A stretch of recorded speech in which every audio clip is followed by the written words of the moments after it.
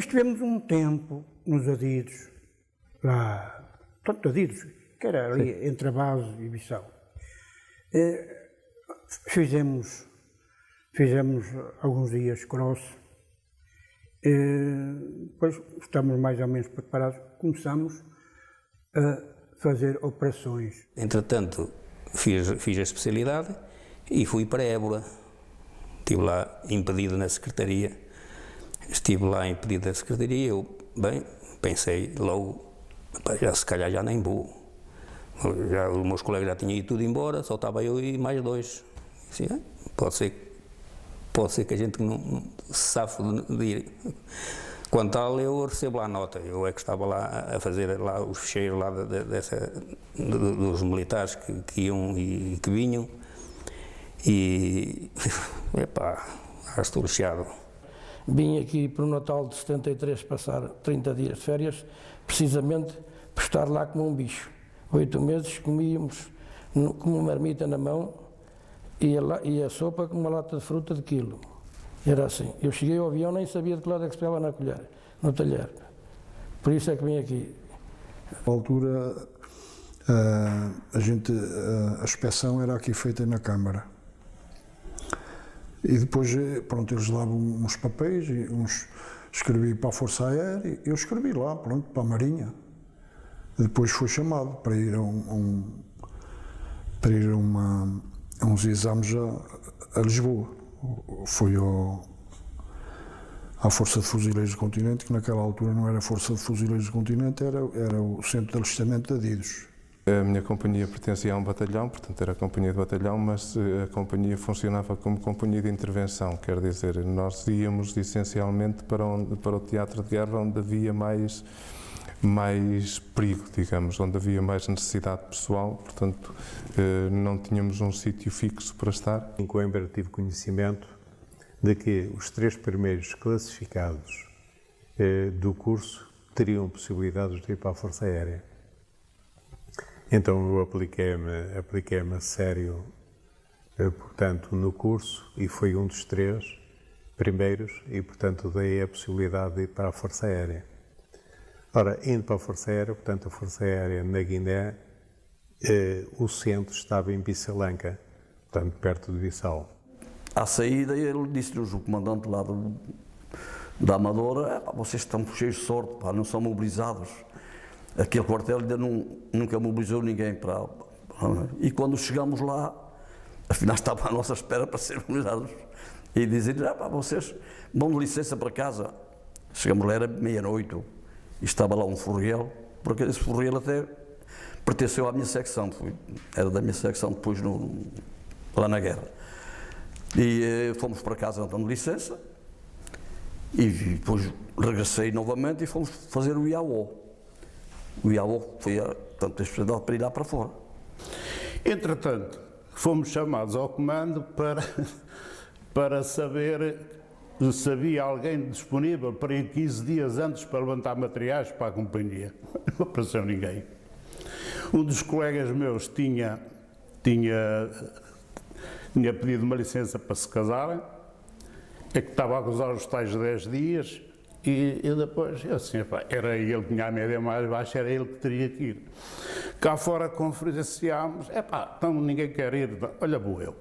E fui para trás, fui dizer então ao comandante, olha, eu vou, está disposto? Pronto.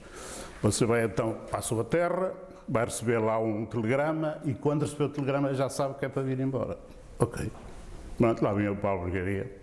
Fui mobilizado ao fim de 6 meses já estava na Guiné. Quando fez 6 meses de tropa, estava já no ultramar. Fomos no Niassa e viemos para cá, passados 8 meses e qualquer coisa, eu fiz 24 meses e 18 dias, se eu não me engano, de tropa. Foi patrulhar a cidade de Nampula, que era uma pequena cidade bastante bonita, mas comparada mais ou menos com Aveiro, sensivelmente mais pequena e portanto, foi magnífico. Claro, tivemos como todas as companhias, todos os militares, todas as companhias, todas as operações, tinham os seus problemas. Nós tínhamos também, tínhamos os nossos problemas naquela altura em que realmente tínhamos que proteger a cidade e não só. Eu fui para Moçambique, fui para uma frente de combate, que chamada Lunho, que era um destacamento. Aquilo não tinha população, não tinha nada, era só nós militares. Portanto, nós fomos fazer proteção a uma companhia de engenharia que estava a abrir uma picada dirigida a uma outra zona, que era Miandica. Do lado lá vinha outra companhia de engenharia, protegida também por uma companhia de caçadores, ao encontro da nossa. Nós nunca chegamos a encontrarmos, que depois foram outros que depois completaram aquilo. E com os amigos meus num café, num arrebentamento, aquilo foi tudo para o ar e eu tive azar que a bomba estava perto de mim, a perna ficou toda susfeita e acabei por ter de amputar. Vim para o hospital para Lisboa, estive lá um mês em Bissau ainda, depois vim para Lisboa.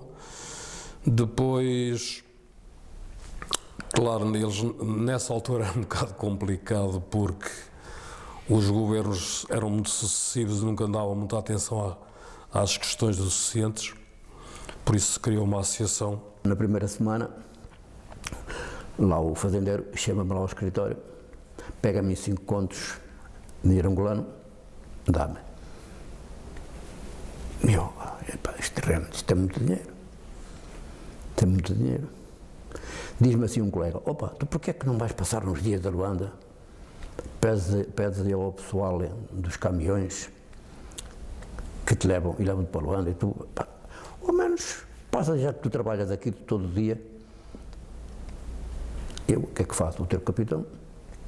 O capitão, passa-se isto assim, o capitão autoriza-me que eu, ao fim de semana, vá passar ao lado. Homem, então se tu trabalhas aqui a semana toda, porquê é que não autoriza? Fui daqui na direção individual, mas como cheguei lá, a praça que eu era para ocupar já estava ocupada. Eu tive 5 adiamentos de barcos, de navios. Já fui muito mais tarde. Quero aqui dizer que realmente a minha recruta e a especialidade foi tudo feito em Angola. E porquê? Porque eu tinha as minhas habilitações militares em São Tomé.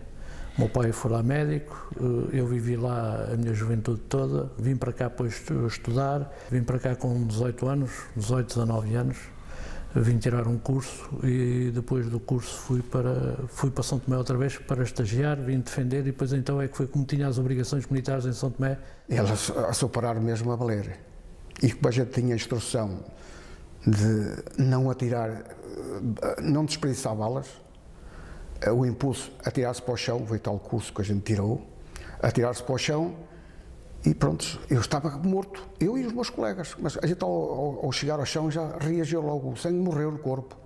Ainda éramos milhares, não sei, talvez, não sei, 5, 10, não sei, não faço ideia. A minha companhia era independente, era só a companhia, era a companhia 456. Chegamos a Moçambique, então como eu disse, Moçambique, depois fomos até Nacala. Nacala fomos num arrastão para Moçimbo da Praia, que o arrastão, o barco não ia lá. E daí fui eu depois para Moeda, de Moeda fui destacado para Nangololo, fomos para devia ser, era uma igreja, pronto, era caserna, o resto era abrigos e barracas que lá estavam. O que me chocou mais a mim foi uma visita que eu fiz a Luanda, ao Hospital Militar, que eu não previa encontrar uma coisa tão horrorosa. Tipos mutilados, sem braços, sem pernas, e eu entrar ali, fiquei mesmo chocado, Um soldado chegar ao pé de mim com o dedo pendurado e eu dizer, mas pronto, olha, se tiveste sorte. E ele dizer, não, estes já nunca mais o meto no nariz, não é? É uma história engraçada, não é? Portanto, mas outras, muitas, diversas. Alguma, quando estamos debaixo de um fogo intenso, um soldado está ao meu lado, puxa o Volkswagen, nós chamávamos o Volkswagen, que é um chapéuzinho, para a frente dos olhos, a intensidade de fogo era tanta da parte da Frelimo que ele puxou E depois disse-me, Alexandre, já não estão a pôr flores, quer dizer, porque a ramagem caíam, as folhas caíam em cima de nós, já não estão a pôr flores, quer dizer. Quando eu fui, já não era aqueles pretos de katana, quando eu fui já eram pretos de armas já. E depois, mais tarde, eu fui em 61, 62 e 63, e já vinham gajos treinados do Congo belga para lá. E então falei lá com o Mainato e ele, com canas de bambu, fez-me uma palhota, em que tinha uma porta, tinha um prumo ao meio para segurar o pau, a cana que ficava pela parte de cima, e onde mais tarde a gente metia, depois também os telegrafistas, 2 telegrafistas foram para lá, e tínhamos a telha de lusalite e a cobertura era com telha de lusalite. Aquilo tornou-se depois engraçado, porque começaram todos, na maioria deles, a fazerem as palhotas. Pois, em princípio, logo em seguida quase, fomos para o mato. E andei no mato até novembro de 70, de março até novembro de setembro. Foi quando houve assim um combate e depois regressemos lá de uns trabalhos que andávamos na engenharia a fazer lá umas estradas e as obras acabaram e depois regressei. Eu e mais alguns poucos regressei. Foi duro de roer porque nós víamos o AM, que é o Aerodrome Militar, já a arder. Vimos o armazém da Intendência toda aí para o ar. Tocou-nos à porta, aí a 100 metros caiu onde nós estávamos nos abrigos. Aquilo que estava a ver, sim, dizer abertamente que eu estivesse ameaçado, não. Mas também a gente tinha que ter coisa, medo tínhamos, não vale a pena dizer o contrário. A minha área era trabalhar a informação. Portanto, eu tinha uma série de informadores nativos que iam fazendo a recolha de informação dos movimentos inimigos, digamos assim, e que depois eram tratados. Trabalhava em colaboração com a DGS militar, portanto com a DGS civil, perdão, e assim íamos tratando a informação e fornecendo às superiores, para depois serem trabalhados, ver a veracidade ou não das mesmas, para tomar os cuidados necessários ou para poder desencadear um ataque. Eu chegava a tomar 7 banhos por noite, e a gente não se limpava, era tomar banho e deitar-se assim, que era para ter alguma umidade no corpo, para poder sossegar um pouco. Quando a gente estávamos estávamos a fazer, pronto, para onde a gente ia, era quando eles estavam mesmo a atacar a população.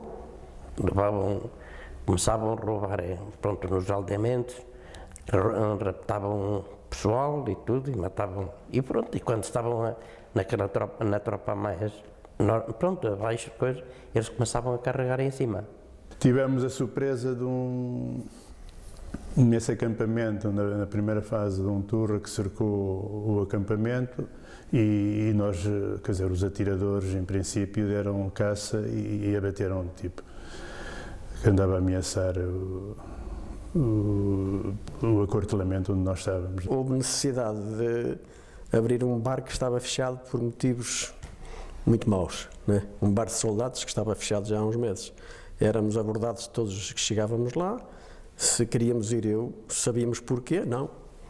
O próprio comandante Rangel Lima, ele assim, vais lá experimentar, se te deres bem, ficas lá, se não deres, o teu serviço é aqui. Assim foi. Eles metiam minas nos pontos, armadilhavam com granadas. A gente tínhamos que ter cuidado, que tínhamos um pelotão que ia na frente com o detector de minas. Mas aquilo tocava em tudo, era em cápsulas, era um prego, era fogo que apanhasse. Aquilo ia logo... Eu estive em companhias operacionais, fiz operações com a primeira e a segunda companhia de comandos.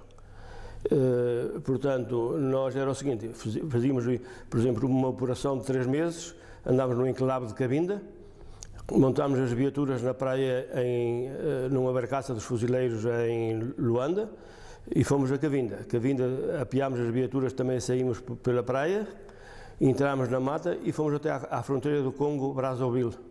E andámos 3 meses aí portanto acampámos e depois andámos aí 3 meses a fazer operações. Fizemos lá um quartel novo e aí é que eu tive medo, porque nós íamos hoje, isto foi em novembro, talvez de 69, íamos para lá para guardar as costas aos que estavam em Bissau, para eles não atacarem. Íamos para lá hoje, vínhamos amanhã, depois descansámos um dia, íamos para lá outro dia, assim dia não arrancámos, e era a minha companhia toda.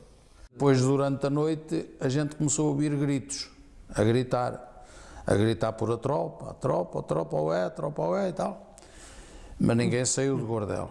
Às 5 da manhã saiu até um pelotão, acompanhado com um guia, aonde fizeram o patrulhamento até ao local de onde o sentinela disse que tinha visto sair o fogo e encontraram lá determinações deles, um morteiro deles, que era o que eles tinham atacado o quartel com o morteiro, e estava lá um que devia ser o chefe da patrulha, que tinha sido atingido quando o canhão disparou. Quando se deu o 25 de Abril, eu estava lá, já estava em Angola, estava numa operação no mato. Portanto, houve ali os adiamentos, nós estivemos a fazer essa instrução operacional do IAO ali na carreira de tiro em Silvalde, em Espinho, e houve ali os adiamentos motivados por essa onda já de que havia já cá movimentos preparativos para o 25 de Abril, e isso é que deu origem a esses adiamentos. Nós fomos atrasando o embarque. Foi o primeiro a ir para Angola. A seguir tive um irmão meu que se chama Manuel Ferreira da Silva, também foi para Moçambique e ficou sem uma perna também. Tive um outro irmão meu que também foi para Angola, como enfermeiro. O meu irmão era chofer, era enfermeiro, também fez o serviço militar em Angola, graças a Deus esse não teve nada. Enfim, somos de uma família que participamos. Numa ocasião tive azar. Mandei uns frangos do matador para cima, eu e o outro que estava no matador. Mas, pronto, como eu tinha lá mais conhecimento dentro, o sargento até disse, o Carlos, que eu não. Eu assumo aquilo que fiz. E então era um e outro, eles até disseram para eu não, ficar, antes só culpar-me a mim. E eu disse, foi eu que mandei para cima.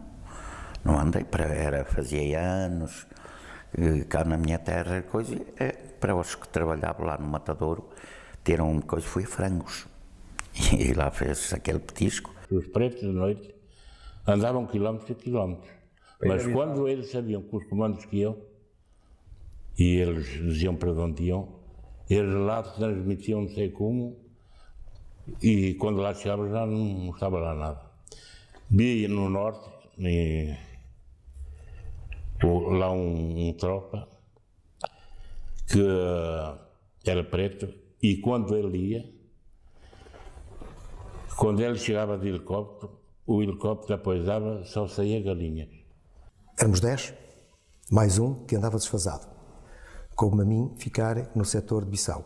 Portanto, o meu pelotão ficou no setor de Bissau, que tinha a sua guarda, setor, além do setor, os aeroportos, quer o civil, quer o militar. Onde eu tinha carros destacados que iam fazendo a segurança quando do movimento de qualquer aeronave. Chegávamos ao ponto, nesse destacamento, onde morreram os 48 militares, o helicóptero passava por cima e deixava o saco do correio posto em baixo, e era assim que nós líamos a correspondência, para mandarmos só quando houvesse uma coluna, as tais colunas Amadina de Boé, é que nós podíamos mandar a correspondência para cima. No dia 31 de outubro veio uma coluna militar a Bissau e aí a 3 km do nosso destacamento fizeram uma emboscada. Mas eu não vinha nessa coluna, eu estava no destacamento e foi um dia de manhã. A coluna vinha para Bissau, onde vinha o segundo comandante, que era o major de pessoas, A prevenção, a evitar que os chamados turas, na altura, fizessem a campança, fizessem o transporte de armas de um lado para o outro. Essa é que era a nossa missão. A outra era fazer desembarque nas margens do rio com as forças especiais, fuzileiros, ou forças especiais que iam fazer missões dentro da mata e fazer a própria recolha. Também fazíamos apoio ao envio de abastecimentos às unidades militares, também levávamos na própria lancha, também levávamos abastecimentos a unidades militares que ficavam lá no meio do mato. E fui para Clarim, primeiro Cabo Clarim, depois fui para Moçambique. Fui então para Moçambique, para a Beira, para a cidade, 2 anos na cidade. Fui Cabo do Rancho, fui Clarim e fui sócio do Bar de Soldado. E depois vim para Nura também, estive em Nura, e estive lá um ano e pouco. Eu depois vim embora o 25 deu-se, eu estava lá no mato ainda, o 25 de Abril, demorou muito a chegar. Eu soube quando, por familiares e meus pais que se tinha dado o 25 de Abril aqui em Portugal, porque a gente lá não sabia nada. No mato, se os oficiais sabiam, estavam todos caladinhos, ninguém dizia nada nem nada. Não havia alfaiate nenhum, eu vou buscar a ferramenta de alfaiate e vou-me armar em alfaiate. E então lá me deram umas tesouras, linhas, agulhas, lá uma sacada com aqueles produtos. Eu, pronto, passado algum tempo, o pessoal que aquela parte das vezes não, dormiam sempre vestidos, porque tinham que estar a fazer os turnos. Então quando começou a aparecer as roupas rotas. Depois a seguir ao 25 de Abril, as sanzalas revoltaram-se contra nós estávamos mesmo no mato, estávamos a fazer operações de retirada com uma ração de combate, porque aviões sobrevoavam as nossas fazendas, a gente não sabia quem era. No dia 5 de março de 71, encaixotei 5 às 3 da tarde. Tivemos uma emboscada e morreram 5. Portanto, na companhia tivemos 5 mortos, um alferes também teve que ser evacuado para cá, com uma bazucada, e tivemos um primeiro sargento também evacuado para cá. Depois de ter lá um pelotão que me ia render, porque o comandante não tinha confiança neles, e ficámos mais 8 dias depois de ter a rendição lá. No dia que eu e os meus colegas, fomos transferidos mais para baixo, mais para a zona mais dura. Para mim seria quase indiferente, porque, sendo eu condutor, fui destacado para fazer a coluna militar. Nós íamos buscar a coluna militar aqui embaixo, Cachito, onde íamos entregar aqui embaixo. Mudava com o clima, que foi a primeira coisa, por via da doença que tinha de coisa de ataque epilético. Nunca para lá havia ter ido, mas eu naquele ano não livrava ninguém, no ano de 69.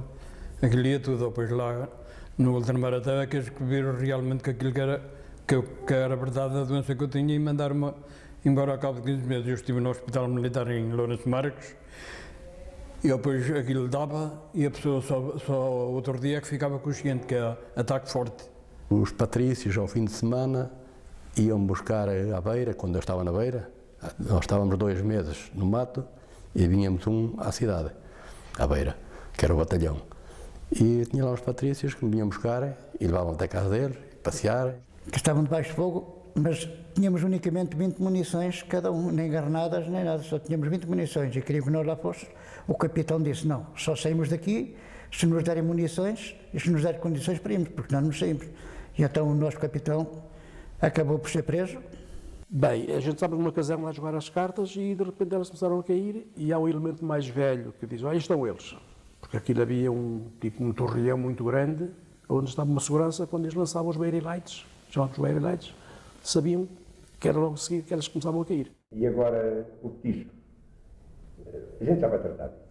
E então a gente tínhamos um fio, que era chamado fio norte, com um anzol pequeno na ponta, Estávamos um grão de milho, uma pedrita, fomos à volta, a rastejar, a gente sabia que as galinhas andavam ali às sopas, jogavam-nos aquilo, elas vinham e a gente era só puxar a galinha. Fazia pão e depois ia à lenha, o condutor pedia-me o que quando eu tinha bocaditos, claro, e conduzia.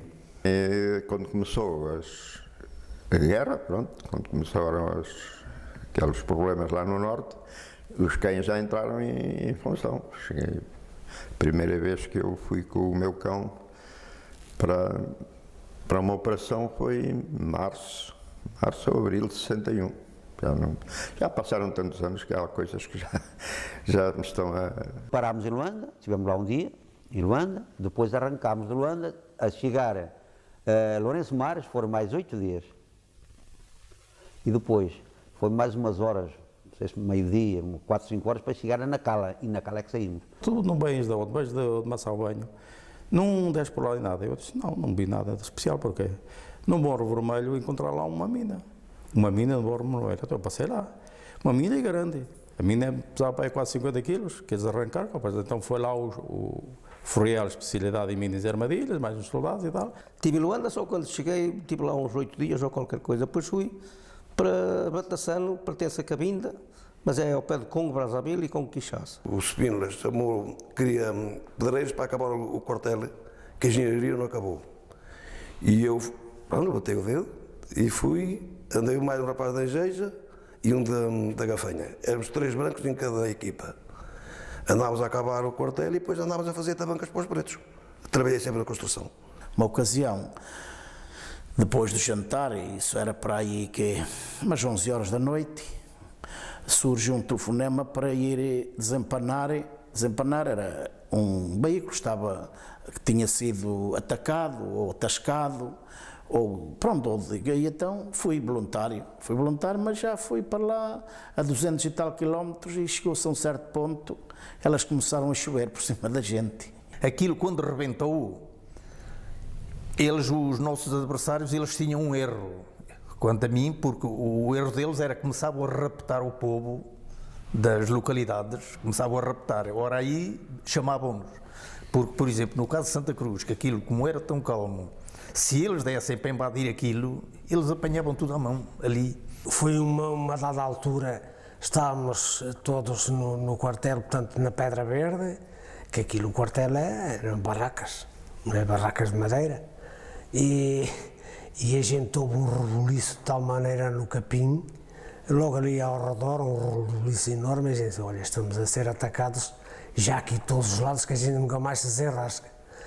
Quando a gente começa a disparar tiros e granadas e todas as espécies de tiros, quando a gente vai a ver era uma manada de pacaças. E foi nesses filmes de guerra que eu vi as pessoas quando eram atingidas a cair das árvores, portanto com as pernas para o ar e não sei o que mais. Assim foi, eu vi na verdade, foi indivíduos vestidos de cinzento, calções cinzentos de ganga, a caírem nas árvores, portanto, sendo atingidos por nós.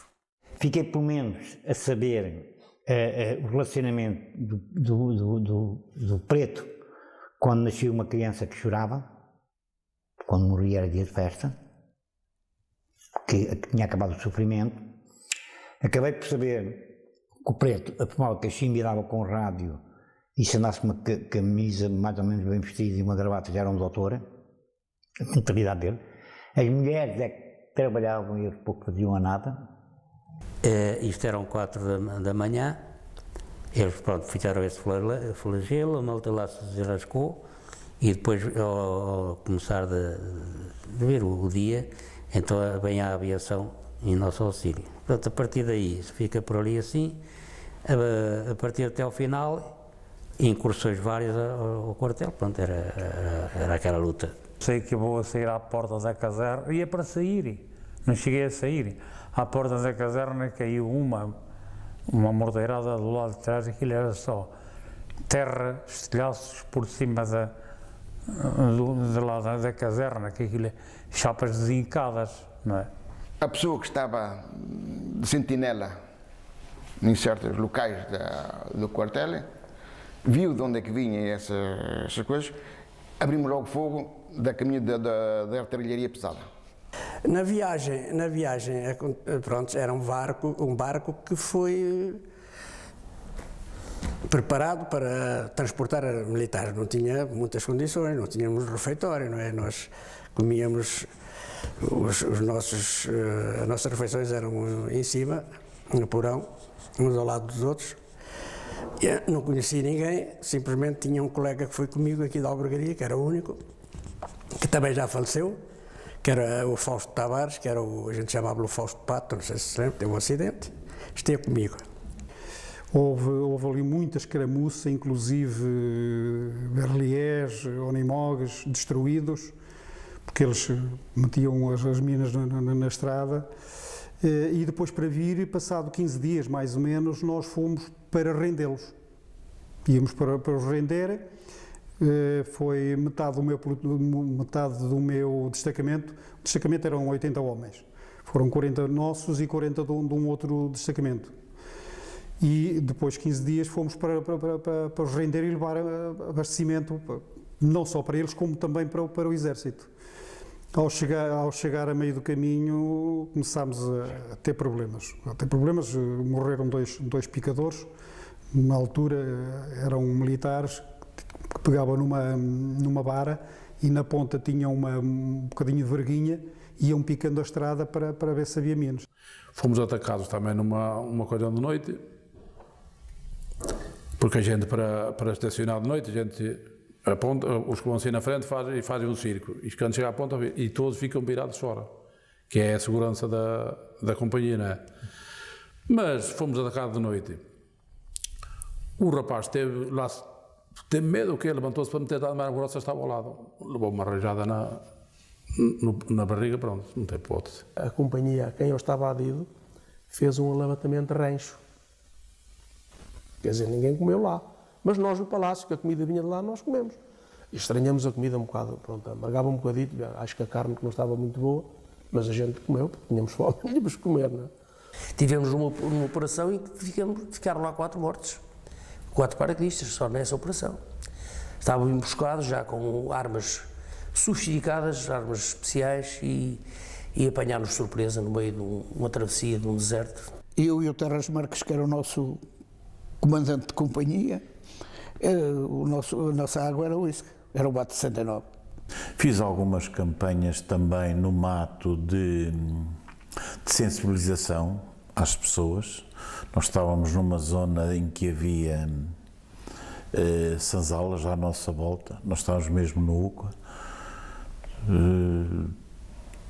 e fizemos onde a gente punha sacos de sal e punhamos t-shirts e punhamos outras coisas para sensibilizar as pessoas a entregarem-se. É verdade, fiz isso. Os pretos que eu tinha deixado onde começava a segurança, também aos tiros. Eu disse, pronto, hoje vamos ser levados à mão. Pensei que este pensa aos tiros, havia turras também. Claro. Mas não. Olho para a frente, para o lado da fronteira outra vez, outra motoirada à minha frente. À minha frente e os outros lá estavam. Íamos 2 dias por semana, íamos mesmo era uma cidade pequena, São Salvador do Congo, buscar então mantimentos e tudo que era preciso, géneros para alimentícios. Eu mandei-me para trás das rodas da Berlier e tal, lá tive sorte, pronto. Mas não tivemos nenhuma baixa, graças a Deus. Eles, enquanto tinham munições, atiravam sempre. Era até acabar. Quando acabava, a gente apanhava-os à mão. Parece a ver o homem. Exige que bata bem assim de boné e batas a pala. Tá, então. Eu faço isso. Passar 10 minutos ao pé dele. Eu assim, não pode bater palanho, mas meu Deus do céu. O que é que eu fiz? Fui outra vez em cabelo. Ao homem. Ele arma um daqueles sermões, pareceu o padre contando no público. Eu nunca tive nenhuma operação complicada, porque as operações, a gente praticamente o que fazia, o pessoal ia à operação, mas íamos até um determinado sítio. Íamos até um determinado sítio e o pessoal descarregava-se, iam 4, 5, 6 carros, unimogs neste caso, o que fosse preciso. Portanto, depois o pessoal ia em operação, andavam 2, 3 dias, calhapa, não é? Chegou lá um preto e disse, ó nosso. Eu disse, o que é que queres? E grande macaco que está ali com a mandioca toda. E o que é que eu fiz?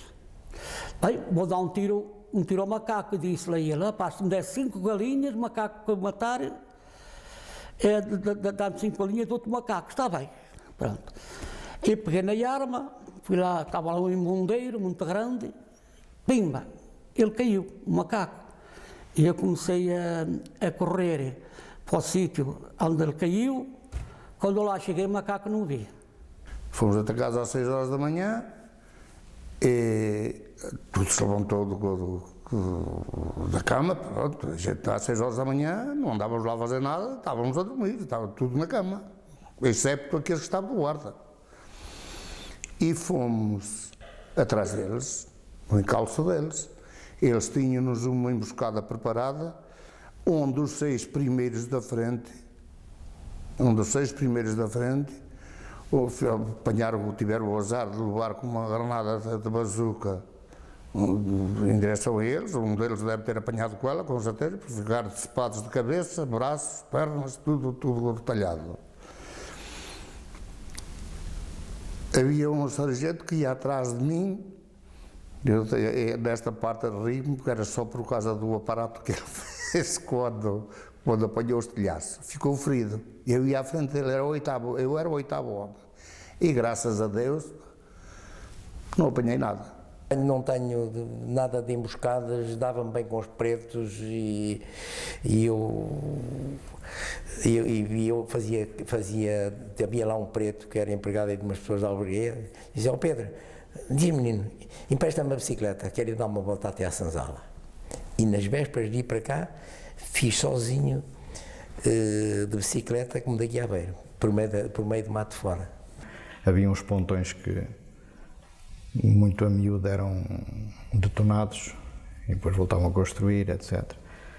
E até a água nós vinhamos buscar a Aldeia Formosa, em caminhões, em bidões. Tivemos na nossa companhia, tivemos uma pessoa agarrada à mão, tiveram cercados no Morés por eles, os turras que a gente chamava na altura, não é? Agora, e tivemos uma pessoa agarrada à mão, foi das pessoas as coisas mais complicadas. Do resto, houve aqueles ataques, quando nós chegamos lá ao fim quando chegamos a Vinar no primeiro dia, tivemos logo um ataque ao quartel. A única vez que apanhei um grande susto foi quando elas começaram a cantar, assim por cima da cabeça, não é? E a gente tivemos que caminhar e fugir por trás das paredes e regressarmos ao quartel, que já era essa a nossa ideia, portanto nós já vínhamos a caminho do quartel. Tive meio ano em Luanda, depois fui destacado para o mato. Então, boa hora que foi para o mato, pá, comecei a gostar daquilo, éramos 22, cozinhei para cozinhar 22 pessoas e estava porreiro. E pá, depois comecei a arranjar lá um partido, chamava-se Isau, e engatei, ele queria comer, então só se ficares aqui para cascar batatas, lavar a louça, e assim lá ficou sempre o rapazito. Passei lá uma vida boa, de vez em quando aparecia-me lá, eles com galinhas, daquelas galinhas velhas, que a gente aqui chama garnidos. Eu tinha companhias de milícia que eu tinha que recolher o armamento. Era eu a fazer a anotação, a descarregar o material que me era entregue e eles por trás, não sei como, já me estavam a tirá-lo novamente. Quer dizer, passou uma pessoa a pé e viu a corda. Aquilo não foi da gente no comboio, temos o rebenta-minas à frente. Que se houvesse alguma mina, rebentava. Mas aquela não era para rebentar com o rebenta-minas. Aquela era telecomandada, portanto os gajos com a corda puxavam e rebentavam no meio do comboio. Nós éramos uma companhia independente. A minha missão, como eu fui integrado numa bateria de artilharia, quando a artilharia tinha que atuar, então lá já tínhamos, eu tinha que selecionar as cargas e as granadas para eles poderem lançar. Aquela parte para mim não era muito complicada, na medida em que tudo o que aparecesse em volta era chamado terrorista. Mas nunca houve companhia nenhuma que tivesse tantos indivíduos que se entregassem como a nossa, porque eles iam-se lá entregar. ajudava a desmontar carros, a desmontar caixas de velocidades, lavava viaturas, lubrificava, testava os combustíveis, era eu que tratava dos combustíveis da companhia e fazia por lá várias coisas. E depois eu ofereci-me voluntário para ir para a picada, porque entretanto tinha havido percalço nos condutores e estavam muito sobrecarregados, e eu disse, não, eu quero ir substituir um dos que não está operacional. Foi em 74 que eu regressei, em abril, deu-se 25 de abril, não é? E eu só vim em outubro.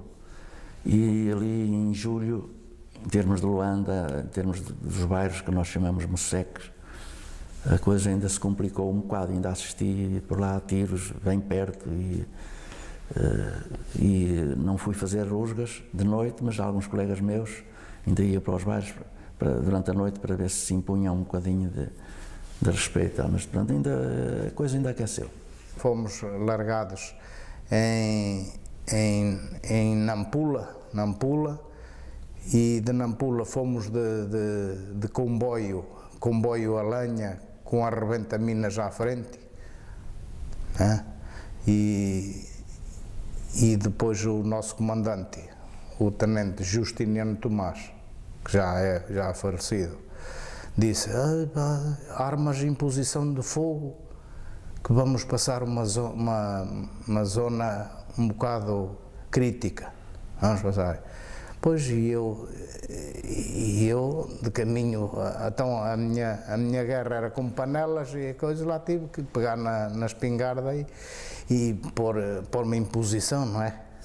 Tive uma emboscada de 3 horas e meia debaixo de fogo, eu próprio mais uns atiradores, fui ao quartel a 30 km, que levei 1 hora e meia para lá chegar, e quando regressei já vinha com munições para sacudir os turros que estavam lá emboscados, não é? E assim safei a mim e às 8 viaturas que levavam à volta de 50 ou 60 pessoas na totalidade, não é? Aqui em Aveiro já me informaram se eu queria ir para paraquedista ou para os comandos. Eu disse, não, eu não sou tolo. Muito bem. Foi na altura também que eu fiz a minha inspeção aqui no quartel de bombeiros da Albergaria Velha. Os meus colegas da frente, quer dizer, correm tem uma ribanceira, eles correm todos para a ribanceira para se protegerem. Eu vejo uma árvore caída, vou para trás da árvore. Abro logo o caminho de fogo, mas não ouço o fogo dos meus colegas. Eu fiquei assim com caramba. Aquilo era um espaço relativamente curto, ou seja, eram à volta de 8 km entre duas pontes, que aquilo eram pontes, eram umas travessas de um riacho quando chovia, porque quando não chovia aquilo era seco, onde tínhamos que passar por cima de uns troncos, de umas árvores e tal, com as viaturas. E nesse espaço entre as duas pontes, que eram 8 km sensivelmente, aí é que era a nossa dor de cabeça. Nós, para fazermos esses 8 km, quando íamos com as colunas, chegávamos a demorar 2 dias para fazer esses 8 km. E quando estávamos a chegar lá, estavam, porque os indígenas, portanto, era assim que se tratavam, tinham detido o suposto ladrão da motorizada. Nessa altura passou um Unimog com atiradores, com soldados, faziam a ronda dessa estrada e eles pararam para ver o que se passava e o indivíduo dá um salto, saca da G3 e vira-se para a malta, tinha umas baletas fundas, aquilo é que fez saltar logo para as baletas.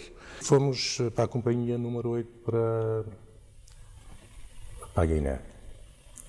Lá estive, fazia serviço de meio ano em serviço externo, portanto fazia patrulhas, fazia escolta a comboios, que era vários batalhões que levavam os mantimentos.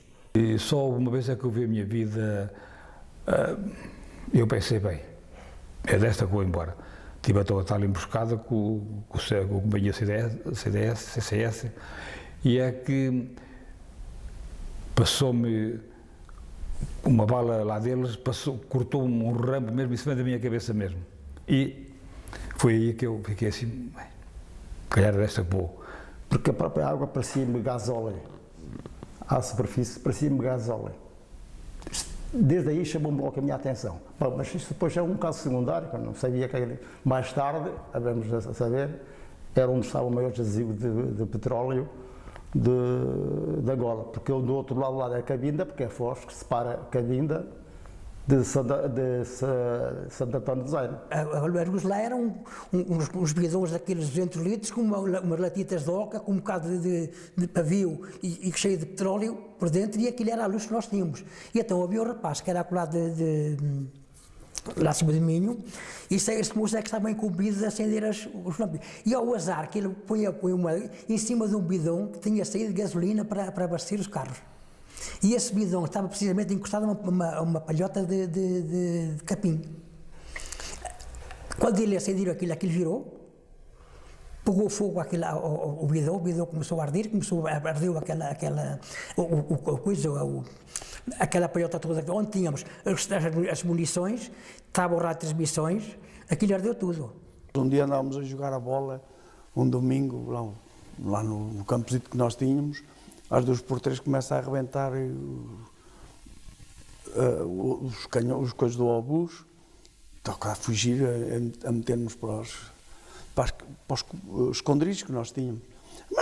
Muitas, outras nas colunas, como eu já disse, um dia eu era raro, eu digo também que recebemos, quer dizer, fomos apanhados muitas vezes por um inimigo, mas eu nunca dei um tiro. Não havia lá gajos que pronto, fossem desordeiros nem nada, isso não havia nada. Nós estávamos ali feitos coelhos, mas só quando nós às vezes lá, polícias lá diziam que havia qualquer desordem nas sanzalas, então é que nós íamos. Nós íamos, mas quando eles avisavam. Fizemos lá fazer o primeiro treino, lá num povo que havia lá muito próximo da noite, mas fomos a pé por força de viaturas. Quando chegássemos lá não podíamos passar, porque eles tinham lá uma bola, pai de 6 metros de largura, toda tapada com ramos de palmeira por cima de terra, que não dávamos para conta. Nós enfiamos lá 3 dedos, eu por acaso não enfiei aqui mais atrás, mas depois de chegar à frente enfiaste lá na bala. A partir daí tiver de fazer linha, abrir, mas eu também não posso estar a fechar os braços. A certa altura começou-se a ouvir e os meus colegas disseram: é bicho que salta que vem uma árvore. Os turras, como estava a chover e a mata era tão densa, nós não ouvimos, eles cerraram uma árvore e lançaram-na para cima do meu carro, lá do carro que eu conduzia. Eu só tive tempo de saltar, um tronco que me deu nas costas, ainda me feriu. Depois, nessa altura, foi tiros.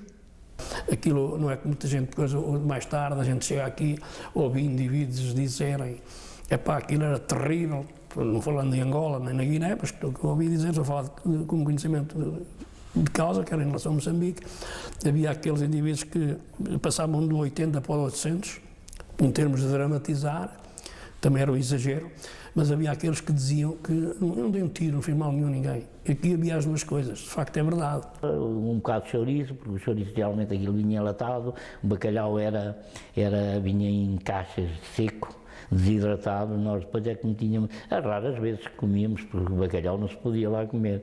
O que é? Os bens alimentares eram, aquilo era a tal ordem que o depósito de géneros, onde eu tinha o meu gabinete e onde tinha portanto, os géneros alimentícios, aquilo era de tal ordem quente, o clima, que, dadas as instalações precárias, era madeira dos lados, o depósito de géneros era madeira dos lados e chapas de zinco por cima. Ou tinha de ficar lá ou tinha que trazer para cá. E naquele tempo era impensável trazer para aqui uma pessoa de cor. Era muito difícil, era complicado nesse tempo. Então avisavam: cuidado. A minha especialidade era escriturário, fui fazer alguns reconhecimentos com o capitão de operações, que hoje é coronel na Brigada de Trânsito. Nessa altura ele já era capitão, mas pronto, íamos fazer isso após o 25 de Abril. eu chego a pensar, ainda hoje chego a pensar, lutámos para quê e porquê? Éramos um Portugal, perdão, éramos um Portugal enorme, com grandes potencialidades, talvez mais nas ex-colónias portuguesas do que o próprio continente, e deixámos ir tudo por água abaixo. Foi um tempo um bocado chato, porque também tínhamos um capitão de gancho, era muito rigoroso, até ele tinha toda a razão, porque ele deu-se ao luxo de os homens que levou trouxe-os. Desculpe, mas eu sou franco em dizer, aquilo foi uma má entrega que fizeram, que morreu mais gente se calhar que no tempo da tropa, quando eu andei lá. E há outra coisa que eu gostaria de frisar, chamaram o general das Forças Armadas, que era na minha altura, foi vários, mas houve um homem que foi o Calusa da Arriaga, que estava a fazer uma limpeza. Quando eu passei à disponibilidade, aquilo praticamente só havia mais, era na zona de Tete, em Cabourabaça. Porque os tulas diziam que aquilo havia de morrer muita gente antes de ganharmos aquilo, que havia de morrer muita gente. E depois chamaram o Calusa da Arriaga, entregaram aquilo de bandeja, que aquilo foi entregue de bandeja aos tulas. Eu achei muito mal feito aquilo, deviam dar autodeterminação. Venham velhos doutores que contam histórias, venham ver os que lutam sem buscar glórias, anda ver, meu irmãos, que tombam no chão, frente à morte na luta pela vida. Venham ver os que vivam e apostam na parte, venham ver os que dormem nos braços da morte.